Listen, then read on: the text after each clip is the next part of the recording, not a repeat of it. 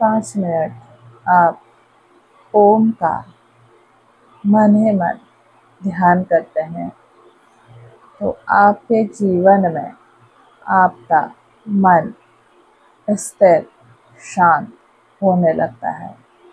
हमें अपने जीवन में खुद स्वयं करना पड़ता है। आप कितना ही बड़ा गुरु ढूंढ लें, वो सिर्फ आपको मार्ग बता सकता है। उस मार्ग पर आपने स्वयं चलना है।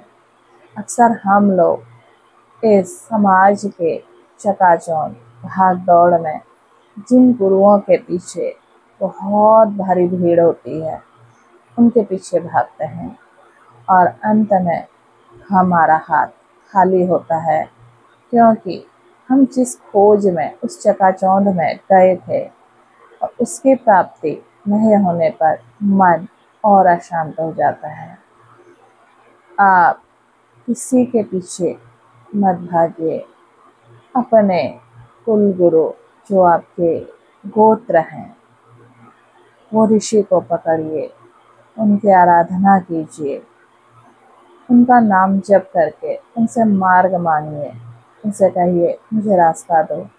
अब यकीन जानो, आपको सारे रास्ते वही सुझा देंगे, वही दिखा देंगे और आपका मन ध्यान में लगने लगेगा। ध्यान में मन लगने के लिए बहुत सारे ना तो सुख सुविधाएं चाहिए होती हैं, ना कोई बहुत बड़े गुरु की ज़रूरत पड़ती है। केवल और केवल अपने इष्ट के प्रेम की और आशीर्वाद की ज़रूरत पड़ती है। बहुत ज़्यादा है तो आप अपने जन्म कुंडली का D20 चार्ट देख सकते हैं। उससे आराम से पता लग जाता है कि आपने किसकी साधना करनी है। ये एक ऐसा विषय है कि अगर आप इसको बाहर खोजेंगे तो आपको कुछ नहीं मिलेगा। आप इसे शांत चित्त होकर अंदर खोजते हैं। पूरे दिन में आप इसे कभी भी कर सकते हैं। केवल 5 मिनट का मौन और हमेशा के लिए एक चैन। लेकिन ये 5 मिनट ना आपने नित्य देने हैं। कोई भी एक समय आप निर्धारित कर सकते हैं। सुबह का समय आपको अगर उचित लगता है तो आप सुबह अपने लिए समय निकालिए। इसके अलावा दिन में किसी समय भी आपको ये 5 मिनट मिलते हैं तो इसे कहते हैं शांति को चुराना। हम मानसिक शांति को इस भौतिक जीवन में आ करके चुरा रहे हैं और धीरे धीरे जब ये हमारी आदत में पड़ आ जाती है तो पता है ये हमारा ना जन्म कुंडली में 4th हाउस का भोजन है। क्यों? क्योंकि जहाँ हमारा मन और चित्त 5 मिनट बहुत ज़्यादा होते हैं, छोटे नहीं होते हैं।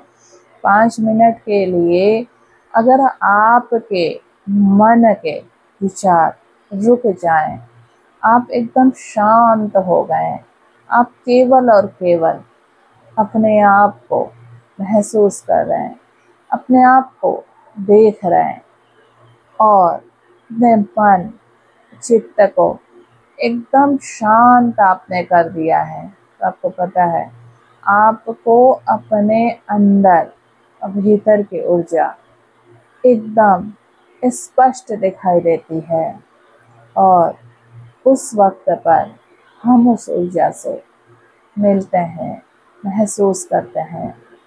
धीरे धीरे जब ये आदत में परिवर्तन होता है ना, तो उसके बाद हमें बाहरी किसी भी गुरु की ज़रूरत नहीं पड़ती है। हम अपना मार्ग स्वयं बनाते हैं, क्योंकि जहाँ भीड़ है वहाँ सिर्फ भीड़ है। वहाँ ना बाहर का मार्ग है ना अंदर का मार्ग है। आप इस भीड़ के पीछे धक्के मुक्के में फंसे हुए हैं और इस भीड़ से बाहर निकलने का एक ही रास्ता है, स्वयं को अकेला कर लो और अपने मन को अपना मित्र बना लो। बहुत लोगों को आपने कहते सुना होगा, हमारा सबसे बड़ा शत्रु हमारा मन है। और जहाँ हम मन को शत्रु बोल देते हैं, वहीं हमारा 4th हाउस खराब हो जाता है, डैमेज हो जाता है। 4th हाउस के ठीक सामने ही कर्म का घर है। 4th हाउस को ठीक रखना, बैलेंस रखना बहुत ज़रूरी है। पता है, 4th हाउस केवल और केवल प्रेम से अच्छा होता है। आप अपने मन को प्रेम कीजिए, अपने मन से कहिए, मन तुम मेरे मित्र हो, बस अब मेरे अंदर इन बाहर के हालातों को बंद कर दो।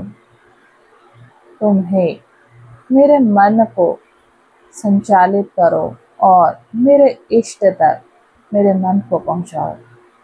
जब ये आप रोज कहते हैं, धीरे धीरे धीरे एक दिन आपका मन आपके इष्ट के साथ जुड़ जाता है।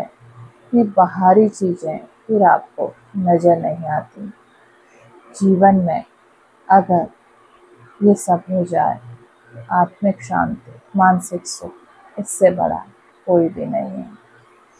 आज से ही आप शुरू कीजिए। फिर मिलती हूँ आपसे। जय श्री राम।